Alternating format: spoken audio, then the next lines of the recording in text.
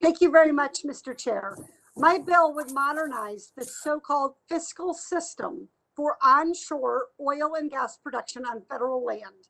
This includes the share of revenue that oil and gas companies pay to taxpayers for the resources they extract on public land. It also includes the rental fees that they pay to lease that land from taxpayers and the minimum amount that they have to pay to acquire that land in the first place. Parts of this fiscal system are more than 100 years old. There is not a single commodity or industry that is the same as it was even 40 years ago, let alone 100. Why are we still managing our energy resources like cars or just replacing horses? And 65% of the country doesn't have electricity. Modernizing the fiscal system is just common sense. It would also generate more than $12 billion in government revenue, half of which would go back to oil and gas producing states. That's why this bill has bipartisan support in the Senate, with Senators Grassley and Rosen leading the companion.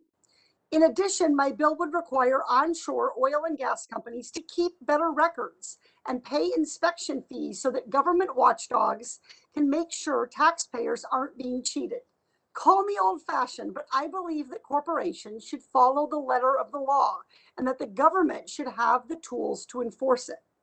Taxpayers are not getting their fair share under the current system, but you don't have to take my word for it. This bill is endorsed by groups across the political spectrum, from Taxpayers for Common Sense to the Project on Government Oversight to the Wilderness Society.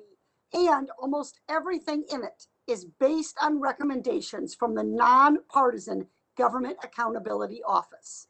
I have my views on the oil and gas industry and on climate change and on transitioning away from fossil fuels, but this bill isn't about that.